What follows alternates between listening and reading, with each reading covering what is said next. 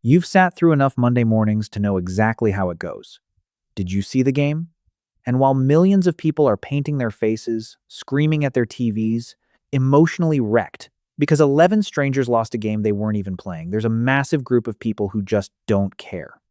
And according to neuroscience, their brains might actually be wired differently. Not broken, not missing something, wired differently. Now, before we get into what that wiring looks like, it's worth being honest about something. Sports fandom isn't irrational. It isn't a character flaw in the people who have it. When your team wins, your brain releases a measurable dopamine spike, the same chemical triggered by food and survival. Dr. Daniel Wann, a sports psychologist at Murray State University, found that identifying with a sports team gives the brain a stable source of extended social identity. You borrow the team's victories as your own. Robert Cialdini at Arizona State University named this basking in reflected glory back in 1976. After a win, fans say, "We won." After a loss, they lost. The pronoun shift is unconscious. The belonging it creates is real. That chemistry works for millions of people. The question is, what happens when your brain doesn't need that particular version of it? You don't outsource your wins. People say you seem detached, like you move through things without getting invested.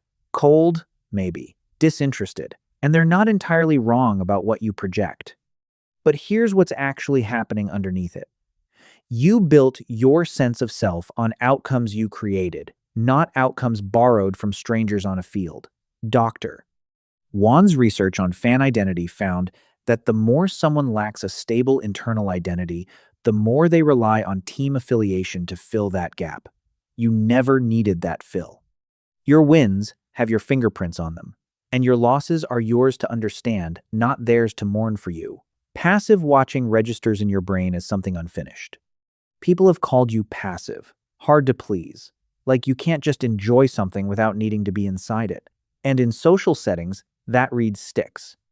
You're the one who leaves the watch party early, or sits through the game politely but distantly and people notice. But here's what's underneath it.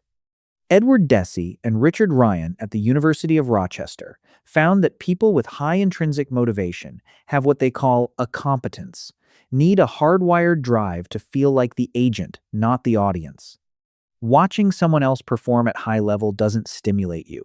It frustrates you, because somewhere in your wiring, spectating registers as something incomplete. Your brain keeps asking, when is it my turn? You read the social ritual for what it is and you can't unknow it. People will call you closed off, hard to warm up to, cold in group settings. And some of that is this. You're the person in the room who sees the machinery. Did you see the game? Is not a question about sports. You already know it's a password. A loyalty test. Henri Tajfel and John Turner at the University of Bristol found that in-group rituals function as entry filters, quick sorting mechanisms that separate one of us from not one of us. Sports talk does this efficiently. Drop a reference, get a nod, belong for the next 40 minutes. You don't perform the ritual, not because you think you're above it, but because you see what it actually is. And once you see the wires, you can't fake the magic. Social pressure to conform doesn't land on you the same way. Most people can't opt out of a group ritual without shame. You can. And that's rarer than it sounds. One man worked in an office where sports was the social currency every Monday morning. People gathered in the kitchen. The game had happened. You either had a take or you were invisible. One Monday, someone turned to him. "You see that final quarter?" He said, honestly, without apology. "I don't really follow it." Not awkward, not embarrassed. Just stated it. The conversation moved on. What he told a friend afterward, "I thought I'd feel left out. I just felt free."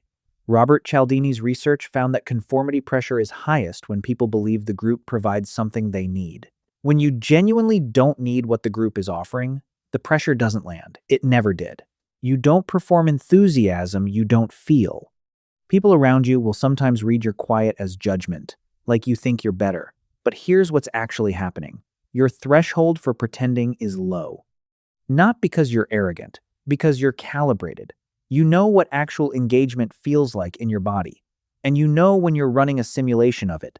Dr.